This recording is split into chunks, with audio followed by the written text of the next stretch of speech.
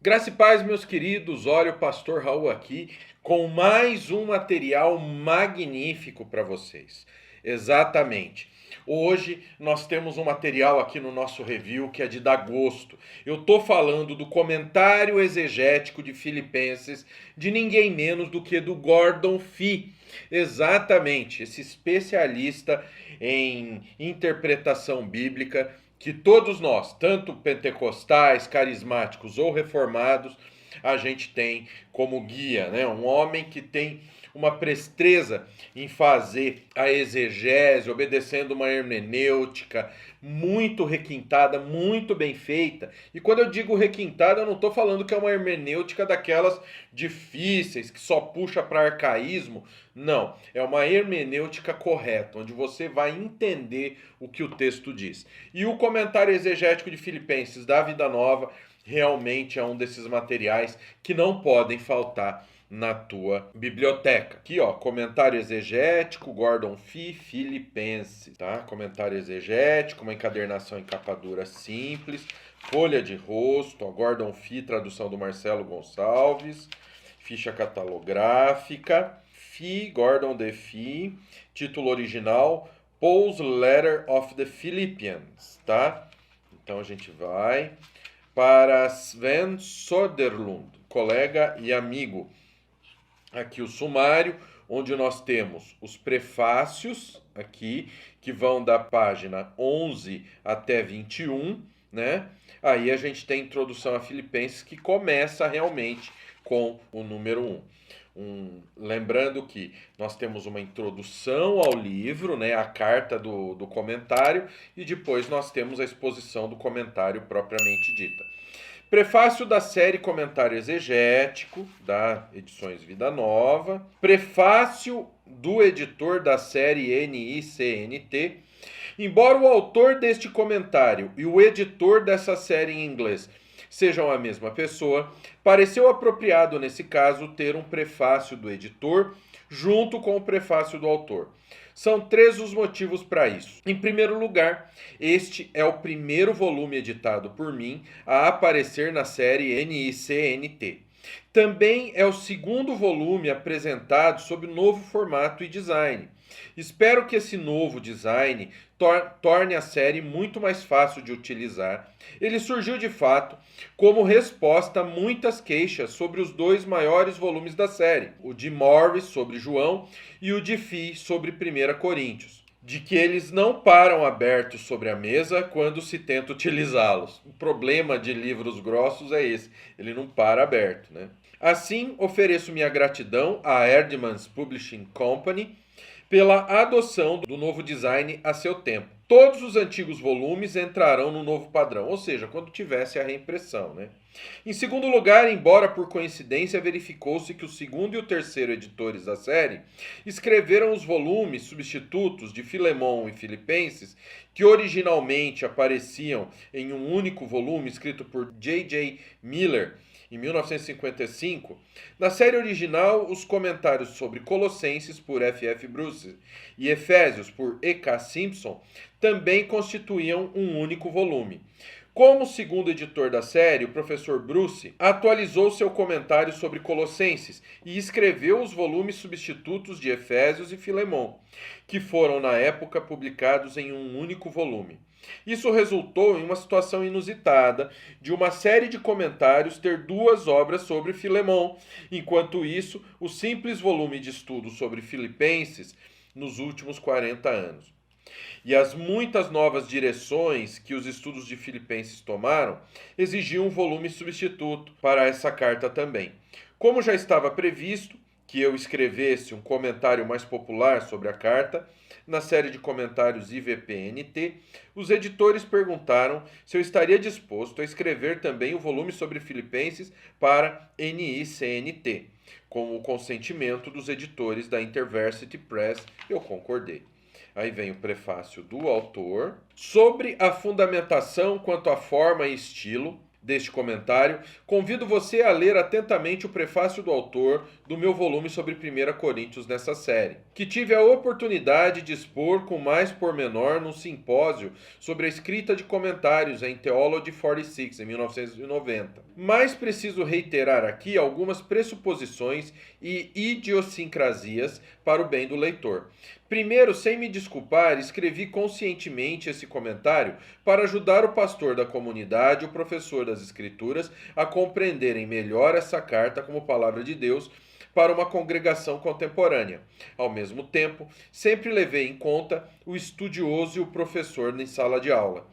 Tudo nesse formato e estilo evidencia esses dois públicos. Para os leitores leigos, tentei deixar a exposição o mais organizada e legível possível. Espero que até mesmo os estudantes da Bíblia, sem nenhum estudo formal e que não sejam desencorajados pela presença de tantas notas de rodapé, encontrem muito proveito na leitura do texto, mesmo pulando todas as notas. Por esse motivo, reservei quase toda a análise técnica de crítica textual, gramática e lexicografia para as notas de rodapé. Lá também se encontrarão toda a minha gratidão e interação, às vezes vigorosa, com aqueles que escreveram sobre Filipenses antes de mim. As notas, portanto, estão cheias de muitas coisas, e o leitor é convidado a pular tantas quantas precisar, a fim de se manter atento ao significado de Filipenses em si. O X da questão é que muitos, deixam as notas para lá, Muitos acabam deixando as notas para lá, o que é uma pena. Aqui, reduções gráficas. Aí a gente chega na introdução. Introdução a Filipenses. Esse comentário foi escrito a partir da perspectiva de que Filipenses foi uma carta escrita pelo apóstolo Paulo em Roma, no início da década de 60. Para seus amigos de longa data e compatriotas no Evangelho que viviam em Filipos, um posto avançado do Império Romano na planície interior da Macedônia Oriental. O objetivo dessa introdução é apresentar tanto a carta da forma como a vejo, quanto este comentário sobre a carta. Embora várias questões críticas que fazem parte de tal introdução sejam mencionadas, o leitor precisará consultar as introduções mais tradicionais ao NT para obter uma abordagem mais completa de muitas dessas questões. Aí a gente já tem o número 1 sobrescrito aqui, que nos traz aqui, Quanto a um leque amplo de perspectivas sobre essas questões, veja as introduções ao Novo Testamento de Kummel, de Gunry, Carson, Mu e Morris, que é essa que é a mais popular que nós temos no Brasil hoje. Quanto a um tipo diferente de introdução para o qual tenho inclinações pessoais, veja L.T. Johnson Writings, tá?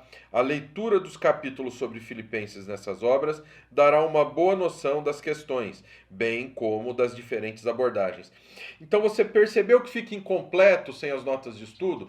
Porque acontece o seguinte, pessoal, muita gente faz o quê? Muita gente acaba jogando nota de estudo como algo secundário. As notas das publicações. Então ela lê o texto e deixa a nota para lá. Então a gente tem que parar para pensar nisso. Realmente as notas abrem o nosso entendimento de uma maneira muito clara. Então, Filipenses e a escrita de cartas na antiguidade, isso daqui é muito legal. Em contraste com muitas outras cartas de Paulo, especialmente as cartas mais polêmicas e ou apologéticas, tais como Gálatas e 1 e 2 Coríntios, Filipenses reflete todas as características de uma carta de amizade, combinadas com as características de uma carta de exortação moral. Várias questões apontam para essa direção. Filipenses como carta de amizade. 3. Onde é que está o número 3? Aqui, Veja também L.T. Johnson Writings, aqui, L.M. Reality. Tá? Então, sempre você vai ter o quê? Na nota você vai ter como se aprofundar disso que ele está falando. Então, uma dica, você quer aproveitar ao máximo esse conteúdo, assim como o outro volume do Gordon Fee que nós temos aqui, sempre aproveite a nota de estudo. Não deixe a nota de estudo de jeito nenhum, porque ela vai abrir o teu entendimento de uma maneira tão grande e tão clara que no futuro você vai me agradecer muito. É como se você deixasse mais da metade do comentário para lá. E o bom é que você já vai ter uma ótima dica, isso é para você, meu aluno, viu? você vai ter uma ótima dica de que material teológico comprar, tá? E ó, todos os materiais do Gordon Fee são assim. Então, se você tiver esse daqui, ó, de 1 Coríntios, eu recomendo a mesma coisa para você. Não despreze as notas de estudo. Mesmo o autor tendo dito para você que não teria problema, que não seria o principal. As notas de estudo são imprescindíveis. Introdução, uma introdução muito mais completa. Isso daqui vai te ajudar muito, você que é meu aluno, nas atividades sobre o Novo Testamento, nas fichas técnicas. Ó, diagramas, entendeu? Ó. A amizade entre eles e Paulo é baseada em sua participação/parceria mútua no Evangelho. Isso os envolve na maioria das convenções de amizade greco-romana, incluindo de modo especial a reciprocidade social. Mas o faz à luz de Cristo e do Evangelho. Esse vínculo de 3 vias que a cola, que mantém a carta unida do início ao fim, pode ser bem ilustrado com o seguinte gráfico. 1. Cristo. 2. Paulo. 3. Filipos. Filipos, sofrimento, oposição, alguma inquietação interna. Paulo está na prisão, ou seja, e aqui o Evangelho, olha que interessante. Outras questões literárias. Realmente é uma introdução muito detalhada. Olha a quantidade de nota, pessoal. Olha a quantidade de nota, entendeu? Aqui, inclusive, ó, você vê notas textuais com termos nas línguas originais. Então é um material que é necessário. O Gordon Fee ele tem muita facilidade de se comunicar, né? Se comunicar, não só se comunicar claramente. A ocasião de Filipenses. Visto que Filipenses é uma carta exortatória de amizade, muito cristã, a questão permanece. Por que essa carta para esse povo e nesse tempo? Assim voltamos-nos para a situação histórica para a qual o apóstolo estava escrevendo. Um exercício que tem sua cota de armadilhas, já que também exige um grau de leitura espelhada. Veja a nota 24, que nós já estamos na nota 69, cara. Mesmo conhecendo muito sobre a antiga Filipos, algumas coisas sobre seu caráter na 7ª década do 1º século depois de Cristo, supostamente, são mais especulativas, e a situação real da igreja em Filipos deve ser captada a partir de um dos lados de uma conversa de mão dupla. Em cada uma das sessões seguintes, portanto, começamos com o que parece mais certo, antes de oferecer alguns bons palpites para a interpretação dos dados disponíveis. A cidade, sua população. Filipos estava localizada na extremidade oriental de uma grande planície fértil, Datos, na Macedônia Central, cortada pela via Inácia, estabelecida na borda da planície do começo da subida que dava acesso a uma acrópole considerável. 16 quilômetros no interior e do outro lado de uma baixa cadeia de montanhas costeiras a partir do porto marítimo de Neápolis, atual cidade de Kavala, fundada originalmente como Crênides por alguns colonizadores gregos da ilha de Tassos, cerca de 360 a.C. A cidade foi tomada em 356 por Filipe da Macedônia, pai de Alexandre o Grande, e renomeada em sua própria homenagem. O motivo de sua existência e de sua conquista por Filipe se relaciona à sua posição estratégica, 68. Assim como com todas as cidades e vilas na antiguidade, a escolha final da localização era uma combinação da necessidade de proteção, proximidade a algo significativo, como por exemplo áreas para agricultura, entendeu? Como água. Filipos era bem suprida de água por um riacho pequeno e calmo, onde Paulo conheceu Lídia e as outras mulheres que depois formariam o centro dessa comunidade, da igreja. A situação da igreja em Filipos. O contexto histórico específico da igreja a qual Paulo escreveu nossa carta surge de uma combinação de 3 fatores: sua própria história, sua localização em Filipos e o seu longo relacionamento com Paulo da perspectiva da amizade greco-romana. Aí vem a história da igreja de Filipos. Vamos correr. A gente está só na introdução. Olha, essa coleção, a Vida Nova, realmente, pessoal. A situação de Paulo. Na época da composição de Filipenses, Paulo estava claramente detido, o que ele descreve não menos do que 4 vezes como estar em correntes. As perguntas acerca de onde e quando foram presumidas ao longo da introdução e no comentário, como se referindo à sua prisão romana no começo da década de 60, mas como muitos rejeitam essa tradição a favor de Cesareia ou Éfeso, precisamos falar um pouco sobre essa questão. Aí vem na nota, ó. Como esse é um terreno bem coberto e como não há motivos significativos para rejeitar a tradição, não pretendo aqui reinventar a roda, mas apenas dar meus motivos para ficar com a tradição, nesse caso muito sólida, e observar brevemente por que as outras opções têm pouco a seu favor, do meu ponto de vista, quanto a argumentos pró e contra. Deve-se ler sobre todos os lados da questão para ver como estudiosos diferentes lidam com a mesma evidência. Para Roma, veja Gantry, O'Brien, Reik, Cesareia, para Cesareia, Hawthorne, para Éfeso, Duncan, Kummel, Carson, Morris. Eles dizem o quê? Onde a carta foi escrita, onde Paulo estava preso na época que Paulo mandou a carta. Se ele estava preso em Roma, se ele estava preso em Cesareia ou se ele estava preso em Éfeso. Então vocês perceberam que as notas de estudo vão dar um entendimento para vocês diferente. Como funciona a carta aos Filipenses? Com base na análise anterior, podemos presumir que Filipenses foi motivada pelo seguinte. Primeiro, a prisão de Paulo, a qual os filipenses responderam com uma oferta por meio de Epafrodito, renovando dessa forma o seu compromisso de amizade com Paulo na questão do dar e receber. Segundo, o fato de que Epafrodito, aparentemente, havia contado a ele sobre a situação em sua terra natal, que envolvia oposição e sofrimento nas mãos dos vizinhos pagãos e uma certa inquietação interna na igreja, em especial entre duas mulheres que provavelmente desempenhavam alguma função de liderança. A resposta de Paulo assume a forma básica de uma carta de amizade, que nesse caso é tecida em suas exortações a respeito da situação atual deles, nos lugares cronologicamente apropriados, deixando o reconhecimento da oferta recebida deles para o fim, para que não se perdesse no meio das exortações. Assim, depois do proêmio 1, de 1 a 11, no qual ele antecipa as duas dimensões da carta, amizade e exortação, a carta é estruturada ao redor da típica linguagem de amizade, meus assuntos e seus assuntos, mas ao mesmo tempo ela segue um esquema basicamente cronológico assim, ó. E aí ele vai destrinchar isso, ó.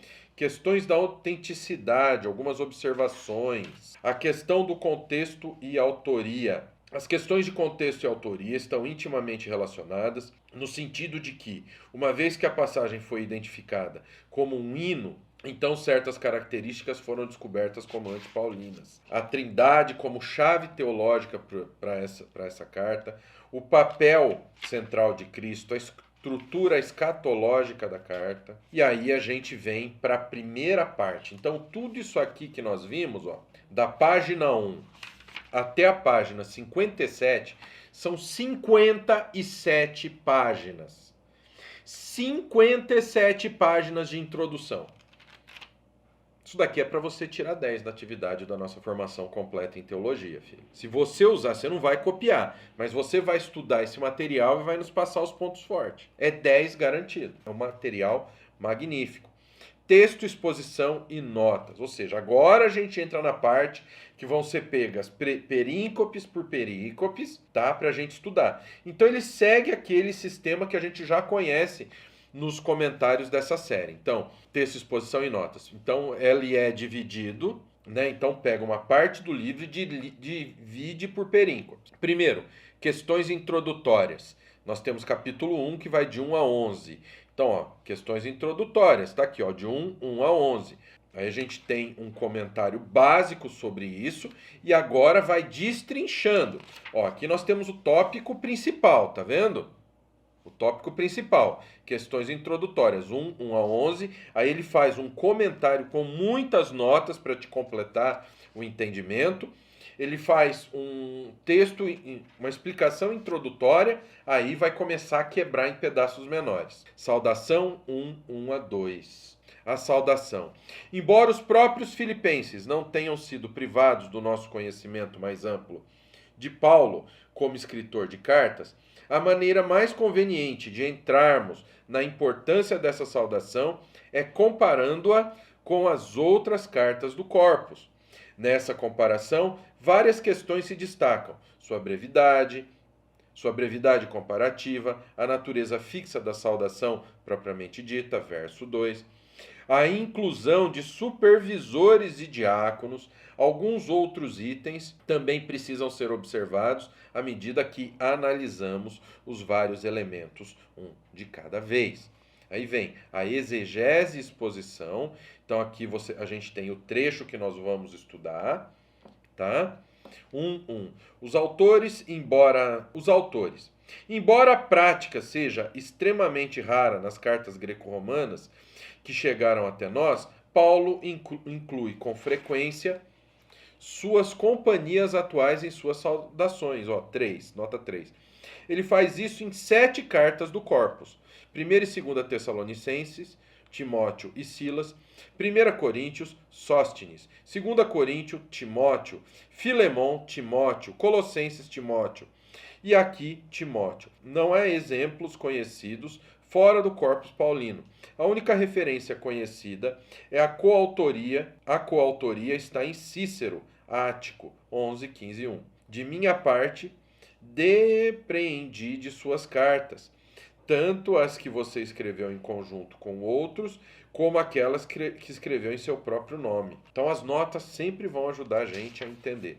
E aí ele tem esse mesmo formato, ó, que vai te explicar ponto por ponto. Ó, olha aqui, ó, aqui a gente já vem para o 1, 2, ó. E vamos destrinchar. Aí a gente chega, ó, 1 a 2, aí vem para outra quebra, para outra divisão, que é ação de graças e oração, que vai no capítulo 1, vai do verso 3 ao 11. Ação de graças e oração, um estudo básico, sempre recheado de notas para ajudar a gente, ó. Aí, ó, oração como ação de graças pela cooperação do Evangelho. Vai de 3 a 8. Aí vem a exegese e exposição dessa parte. Uma amostra do texto que nós vamos ver. Então, aí vem 1 verso 3. Paulo começa com sua fórmula padrão de ação de graças. Agradeço ao meu Deus. A ação de graça e a oração em Paulo são sempre direcionadas a Deus. O meu, que ocorre em cada uma das suas ações de graças em que o verbo é singular, denota relacionamento pessoal. A expressão tem suas raízes no Antigo Testamento, especialmente no Saltério, onde dirige-se ao Deus dos nossos pais, costumeiramente como Senhor meu Deus. Por um lado, é claro, meu Deus refere-se ao único Deus que há, que portanto é Deus sobre todos. Por outro lado, esse Deus capturou Paulo e fez dele sua propriedade. Destarte, com base na eleição divina, Deus é o meu Deus, de maneira muito pessoal, aquele em quem Paulo coloca sua confiança e aquele a quem ele serve exclusivamente. Ou seja, vocês vão ver material muito detalhado, 1,4, 1,5, ou seja, ó, ele vai pegando agora verso a verso e vai te explicando. Ele cita, muitas vezes ele cita aqui diferentes traduções, e aqui a gente já vem para outro trecho. Aqui a gente já vem para oração como petição, pelo aumento do amor e frutificação. Então essa é a estrutura desse comentário. Ó. Alguns poucos manuscritos relevantes trazem o aoristo como o presente quase certamente original de Paulo, tá vendo? Então essa é a estrutura desse comentário, um material que não pode faltar na tua biblioteca.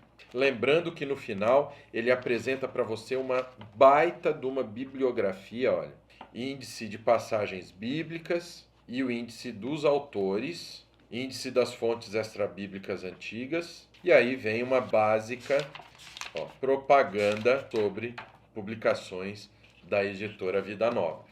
Então, pessoal, espero que vocês tenham gostado. Querem comprar esse material com precinho desse tamanho? Entra no nosso grupo de ofertas, ó. O Linktree do Nascido está aqui na tela em algum lugar. E não se esqueça também que aqui na descrição tem o link que você encontra no nosso grupo do WhatsApp, nosso grupo do Telegram, o link para os nossos cursos de teologia, nosso curso Defenda-se do Liberalismo, formação completa em teologia, curso de capelania, nosso curso O que é Teologia, para você aprender, para você não cair mais naquela conversa fiada de que nós, como cristãos, nós não devemos ser religiosos. Não caia em conversa fiada, tá bom? Então que o Pai, o Filho e o Espírito Santo de Deus abençoe a vida de vocês. Até a próxima, em nome de Jesus.